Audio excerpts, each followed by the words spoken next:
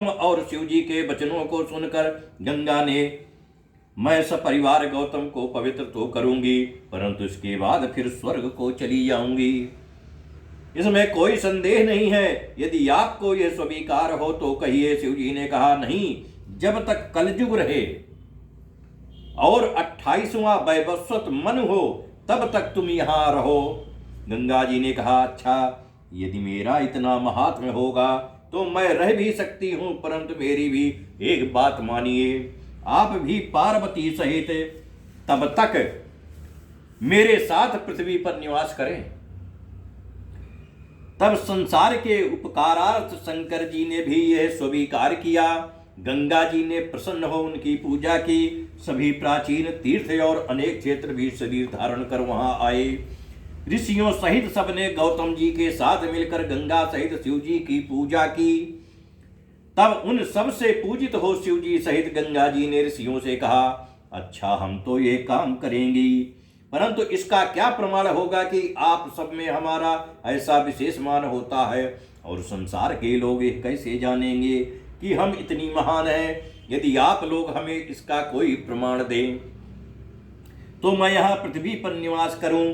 तब देवताओं और ऋषियों ने गंगा जी को विश्वास दिलाते हुए कहा कि जब बृहस्पति सिंह राशि में स्थित होंगे तब अवश्य ही हम सब यहाँ आवेंगे, और इस प्रकार जब 11 वर्ष तक निरंतर तुम में संसार का पाप धुलते धुलते हम मलिन हो जाएंगे, तब हे प्रिय गंगे, हे महादेवी, उस पाप के सब प्रकार विनाश के लिए हम आकर आपके समीप निवास करेंगे, इसमें कोई संदेह नहीं है। इस कारण संसार के उपकारार्थ और हमारी भलाई के लिए आप और शिव जी यहाँ निवास कीजिए, और जब तक बृहस्पति सिंह राशि पर स्थित रहेंगे तब तक हम यहाँ निवास करेंगे, और नित्य तीनों काल तुम में स्नान कर शिव जी का दर्शन करते रहेंगे, इससे हमारे पाप छूट जाएंगे। यह सुनकर शिव जी तथा गंगा जी वहां स्थित हुई, और गंगा जी गौतमी के नाम से प्रसिद्ध हुई, तथा वह लिंग त्रयंबक नाम से विख्यात हुआ। जो इसकी सेवा करता है वो सब पापों से छूट जाता है। हे मुनीश्वरों, जो आप लोगों ने पूछा था वो मैंने कहा, अब और क्या सुनना चाहते हो कहिए, इसमें संदेह नहीं कि वो सब मैं आप लोगों को सुनाऊंगा। इत श्री शिव महापुराण कोटि रुद्र संहिता का 26वां अध्याय समाप्त। प्रेम से बोलो हर महादेव। नमः शिवाय बाबा, नमः शिवाय, नमः शिवाय भोले, नमः शिवाय, नमः शिवाय, ओम नमः शिवाय, बम बम भोले, नमः शिवाय, नमः शिवाय, ओम नमः शिवाय, बम बम भोले, नमः शिवाय, नमः शिवाय, ओम नमः शिवाय, बम बम भोले, नमः शिवाय, नमः शिवाय, ओम नमः शिवाय, बम बम भोले, नमः शिवाय, नमः शिवाय, ओम नमः शिवाय, बम बम भोले, नमः शिवाय, नमः शिवाय, ओम नमः शिवाय, बम बम भोले, नमः शिवाय। प्रेम से बोलो हर हर महादेव। 27वां अध्याय पुनः त्र्यंबकेश्वर महात्म्य वर्णन। ऋषियों ने पूछा, हे स्वामीन, गंगा जी जल रूप होकर वहां कहां से निकली और उनका क्या महात्म्य है, तथा जिन दुष्टात्माओं ने गौतम मुनि को इतना दुख दिया था उनका क्या हुआ, वो सब कथा हमको सुनाइए। सूत जी बोले, हे ब्राह्मणों, उस समय जब गौतम जी ने प्रार्थना की तो गंगा जी स्वयं ही उस पर्वत से फूट कर निकली, और गूलर की शाखा जैसा उनका प्रथम प्रवाह हुआ, जिसमें सर्वप्रथम गौतम मुनि ने, फिर उनके शिष्यों तथा अन्य मुनियों ने वहां आकर प्रसन्नता से स्नान किया। उसी समय से वह स्थान गंगा द्वार के नाम से प्रसिद्ध हुआ, जिस रमणीक क्षेत्र के दर्शन से सारे पाप नाश हो जाते हैं। इसके पश्चात गौतम जी के साथ विदेश करने वाले वे सब ऋषि भी स्नान करने आए। तो उन्हें देखते ही गंगा जी शीघ्र ही अंतर्ध्यान हो गई। तब गौतम जी हाथ जोड़कर बार बार सिर झुका उनकी स्तुति करते हुए कहने लगे कि ऐसा मत कीजिए और मेरे पुण्य प्रभाव से इन अभिमानी साधु असाधुओं को भी दर्शन दीजिए। उस समय यह आकाशवाणी हुई कि ये ऋषि बड़े कृतघ्नी हैं, ये अपने स्वामी के साथ द्रोह करते हैं, धूर्त और पाखंडी हैं, जिससे ये दर्शन के सर्वथा ही अयोग्य हैं। ये सुन गौतम जी ने उस गंग वाणी से कहा कि हे माता, ये तो बड़ों की वाणी है, परंतु तुम्हें तो शिव जी के सत्य वचन का पालन करना उचित है, क्योंकि उन भगवान का ये कहना है कि जो अपकारियों का भी उपकार करता है, मैं उसके द्वारा पवित्र होता हूँ। तब गौतम जी का ऐसा वचन सुनकर फिर आकाश मंडल से गंगा जी की यह वाणी हुई कि हे गौतम मुनि, तुम्हारे वचन बड़े ही कल्याणप्रद हैं, फिर इनके पापों का निराकरण तो तभी होगा जबकि ये ऋषि अपने उन पापों को दूर करने के लिए प्रायश्चित करें और उसके लिए इन्हें धर्म की वैसी व्यवस्था दो। जब ये तुम्हारे विशेष अधीन होकर इस पर्वत की 100 बार परिक्रमा करें, तभी इन दुष्टों को मेरा दर्शन प्राप्त होगा। तब गंगा जी की ऐसी वाणी सुनकर उन ऋषियों ने गौतम जी से क्षमा मांगी और उनकी शरण ली। गौतम जी ने उन्हें धर्म की वो व्यवस्था दी, उनकी आज्ञा से उन सब ने वैसा ही किया। फिर गौतम मुनि के द्वारा गंगा द्वार के नीचे वो भाग कुशावर्त नाम से प्रसिद्ध हुआ और गंगा जी वहां प्रकट हो गई। जो मनुष्य वहां स्नान करता है वो अपने सब पापों से मुक्त हो जाता है और मोक्ष पाता है। यह कथा इस प्रकार भी है कि क्रोधित हुए गौतम मुनि ने भी उन ऋषियों को शाप दिया था, जिससे वह शिव पूजन से विरक्त हो गए थे। तब बहुत प्रयत्न से उन्होंने अपने आश्रम में जाकर अति पवित्र शिव जी की शक्ति की और पुनः कांचीपुरी में जाकर निराश हो वहां निवास किया। पश्चात उनके सब पुत्र भी शैव धर्म से विहीन हो गए और इसके आगे कलयुग में उनके पौत्रादि बहुत से मनुष्य दुष्ट होंगे। जिन सब का यह वृतांत मैंने कहा तथा उसका पहला वृतांत भी सुनाया, इस प्रकार यह गौतम की गंगा की उत्पत्ति सब पापों को हरण करने वाली और श्रेष्ठ महात्मा वाली है। जो मनुष्य त्र्यंबक ज्योतिर्लिंग के इस महात्मा को सुनता है वो सब पापों से मुक्त हो जाता है, इसमें कोई संदेह नहीं है। अब इसके आगे बैद्यनाथ धाम वाले शिवलिंग के पापनाशक महात्मा को कहता हूँ, आदर सहित सुनिए। इत श्री शिव महापुराण चतुर्थ कोटि रुद्र संहिता का 27वां अध्याय समाप्त हुआ। प्रेम से बोलो हर हर महादेव। नमः शिवाय बाबा, नमः शिवाय, नमः शिवाय भोले, नमः शिवाय, नमः शिवाय, ओम नमः शिवाय, बम बम भोले, नमः शिवाय, नमः शिवाय, ओम नमः शिवाय, बम बम भोले, नमः शिवाय, नमः शिवाय, ओम नमः शिवाय, बम बम भोले, नमः शिवाय, नमः शिवाय, ओम नमः शिवाय, बम बम भोले, नमः शिवाय। प्रेम से बोलिए हर हर महादेव। इसको भी बैठ जाने दो ना। 28वां अध्याय, इसका शीर्षक है वैद्यनाथेश्वर द्वारा रावण को वर प्रदान। सूत जी बोले, हे ऋषियों, जब महाअभिमानी राक्षसाधिप रावण ने कैलाश पर्वत पर जाकर शिव जी की आराधना की और जब पहले शिव जी नहीं प्रसन्न हुए तो उसने उनके लिए और तप करना आरंभ किया। तब श्रीमान पौलस्त रावण ने हिमालय के दक्षिण वृक्ष खंडों में जा वहां की भूमि में एक गहरा गड्ढा खोदकर उसमें शिवलिंग स्थापित किया और उसके समीप में शिव जी को पधरा कर वहां हवन करना आरंभ किया। ग्रीष्म ऋतु में भी उसने पंचाग्नि ली और वर्षा ऋतु में भूमि शयन किया तथा शीतकाल में वो जल के मध्य में स्थित रहा। इस प्रकार उसने तीनों तप किया, परंतु जब इस पर भी शिव जी प्रसन्न नहीं हुए, तब दैत्यों के स्वामी उस महात्मा रावण ने अपने सिर को काटकर बलिदान पूर्वक शिव जी को प्रसन्न करना चाहा। जब इस प्रकार विधि पूर्वक शिव पूजन में एक एक करके उसने अपने 9 सिर काट डाले और एक सिर बचा रहा, तब शिव जी प्रसन्न हो गए और प्रकट होकर उन्होंने उसके सिर को पूर्ववत पूर्ण कर दिया। साथ ही उसे अतुल बल देकर सभी मनोरथ प्रदान किए। तब शिव जी को प्रसन्न हुआ जान रावण ने उनसे यह प्रार्थना की कि हे प्रभो, मैं आपको अपनी नगरी लंका में ले चलना चाहता हूँ। मैं आपकी शरण में हूँ, मुझ भक्त की ये प्रार्थना स्वीकार कीजिए। ये सुन शंकर जी बहुत उद्विग्न हो गए, परंतु उनकी भक्त वत्सलता के प्रण ने उन्हें बाध्य कर दिया। उन्होंने विचार कर कहा, अच्छा तुम्हारी यही इच्छा है तो तुम मेरे लिंग को परम भक्ति के साथ अपने घर ले जाओ, पर यह ध्यान रखना कि यदि तुम कहीं बीच में इसे पृथ्वी पर रख दोगे तो वो वहीं स्थिर हो जाएगा और आगे नहीं जा सकेगा।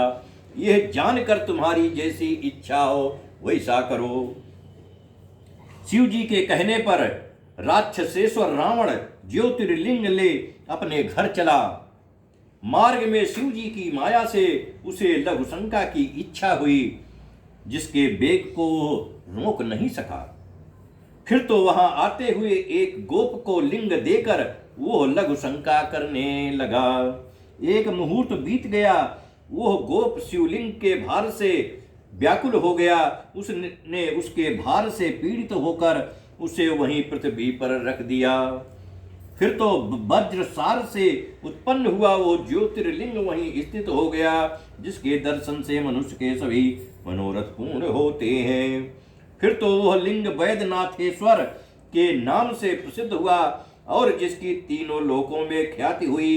वो सत्पुरुषों को मुक्ति देने वाला एक ऐसा दिव्य और श्रेष्ठ ज्योतिर्लिंग है, जिससे के दर्शन और पूजन से सभी प्रकार के पाप दूर हो जाते हैं तथा सब लोगों के हितार्थ वैद्यनाथेश्वर से वर पाकर रावण ने अपने घर जाकर वो सारा समाचार अपनी स्त्री से कहा, तो वो बड़ी प्रसन्न हुई और इसका समाचार पाकर ब्रह्मा विष्णु और इंद्रादिक देवताओं तथा ऋषियों ने आकर प्रेम सहित उस लिंग की पूजा की। देवताओं ने उस लिंग को वैद्यनाथ के नाम से प्रतिष्ठित किया, परंतु दुष्ट आत्मा रावण की शिव जी द्वारा इस वर प्राप्ति से देवताओं को बड़ा भय उत्पन्न हुआ और उन्होंने सोचा कि अब यह दुष्ट रावण हमारा न जाने क्या करेगा। उन्होंने नारद जी को बुलाकर वो समाचार पूछा और हार्दिक दुख कहा। नारद जी ने देवताओं को समझाकर कहा कि आप लोग दुख त्याग कर दें, मैं इसका कुछ उपाय करूंगा। तब देवताओं से ऐसा कहकर नारद जी रावण के पास गए, उसके तप की बड़ी प्रशंसा की, उसके तप का संपूर्ण वृत्तांत पूछा। रावण ने अपने दीर्घकालीन तप की स्वाभिमान प्रशंसा कर उसका आद्योपांत वर्णन किया और कहा कि अब तो शिव जी के वरदान से मुझे किसी बात की चिंता नहीं रह गई है और मैं तो अब शीघ्र ही तीनों लोकों को जीत लूंगा। तब रावण के ऐसे वचन सुनकर नारद जी आश्चर्य से चकित हो और मन ही मन हंसते हुए बोले कि हे रावण, अब तुम्हारे हित की एक बात कहता हूं, इसी प्रकार तुम करना, अन्य प्रकार नहीं। देखो, शिव जी ने तुमसे जो कुछ कहा है उसे किसी प्रकार सत्य न मानना। विकारी शिव जी क्या नहीं कहते हैं, देखो उनकी एक भी बात सत्य नहीं निकली। फिर तुमने ये कैसे जान लिया कि वो मेरे प्रिय हैं? इस कारण अब तुम फिर उनके पास जाओ, उनका अहित कर फिर अपना कार्य सिद्ध करो। तुम वहां जाकर उनके कैलाश पर्वत को ही उखाड़ने का प्रयत्न करो। जब तुम कैलाश को उखाड़ोगे तभी तुम्हारा सब कार्य सफल होगा। जब तुम्हारा कार्य हो जाएगा तब फिर कैलाश को यथास्थान स्थापन कर देना। फिर यहाँ आकर सुख पूर्वक अपने सब कार्य करना। सूत जी कहते हैं कि नारद जी की इन बातों में रावण अपना हित समझा। वो विधि बस मोहित हो मुनि के वाक्यों को ही प्रमाण मान कैलाश की ओर चला। वहां जाकर कैलाश पर्वत को पकड़कर उसे कंपित करने लगा। कैलाश पर स्थित सारे पदार्थ उलट पलट हो गए। तब कैलाश को इस प्रकार कंपित हुआ देख शिव जी ने कहा, यह क्या हो गया? पार्वती जी हंसकर महादेव जी से कहने लगी, यह सुंदर शिष्य का फल मिला है। शिष्य करने से ये अच्छा फल मिला है। आपने शांतात्मा बड़े पराक्रमी रावण को जो अतुल बल दिया है, यह उसी का परिणाम है। तब पार्वती के ऐसे आक्षेप करने पर शिव जी ने रावण को कृतघ्नि जानकर ये शाप दे दिया कि हे दुर्भक्त रावण, तेरी भुजाओं के अहंकार को मिटाने वाली कोई महान शक्ति शीघ्र उत्पन्न होगी। फिर तो वहां जो कुछ हुआ उसे नारद जी ने सुन लिया और रावण प्रसन्न हो अपने घर आया। शिव जी की माया से वो विमोहित तो हुआ ही था। घर आकर उसने निश्चय किया कि अब शत्रुओं के गर्भ को चूर्ण कर मैं शीघ्र ही सारे जगत को अपने बस में कर लूंगा। फिर तो उस महान पराक्रमी रावण को सिवा श्री रामचंद्र जी के कोई जीतने में समर्थ ना हुआ। जो कोई इस वैद्यनाथेश्वर के महात्मा को सुनेंगे उनके सभी पाप भस्म हो जाएंगे। इति श्री शिव महापुराण चतुर्थ कोटि रुद्र संहिता का 28वां अध्याय समाप्त हुआ। प्रेम से बोलो हर हर महादेव।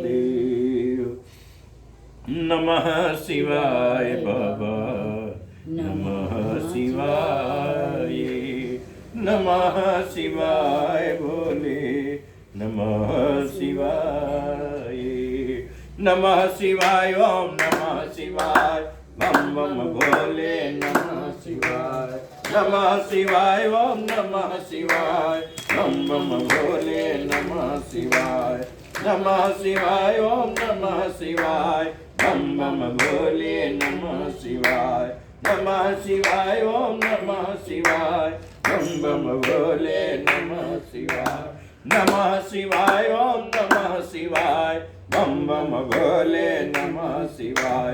प्रेम से बोलिए हर हर महादेव।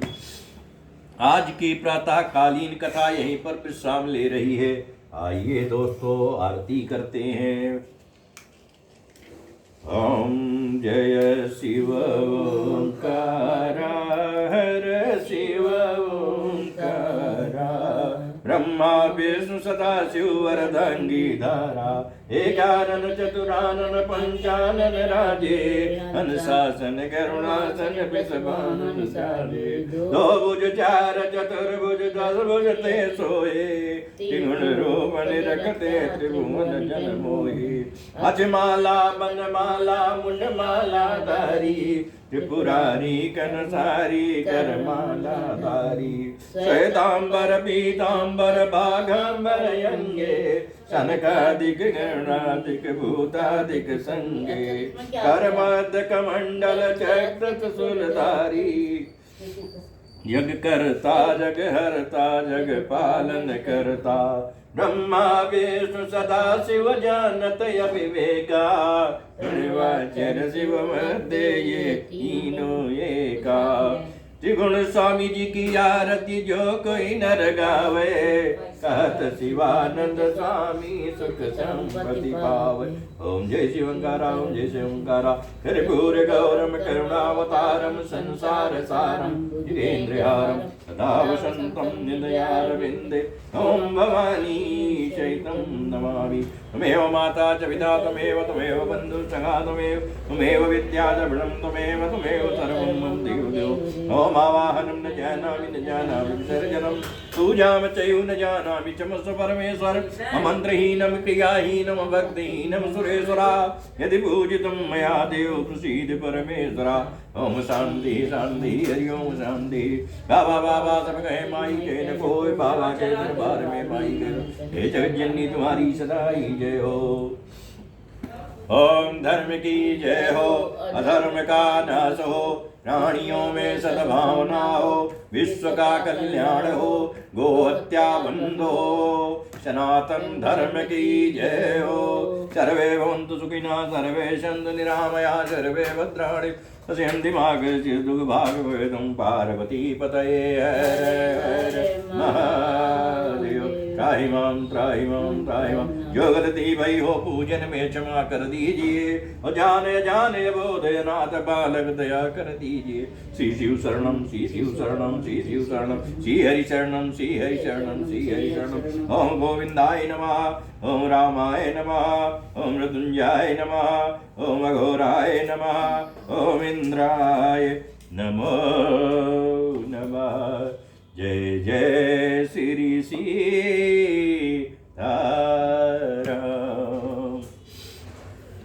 श्री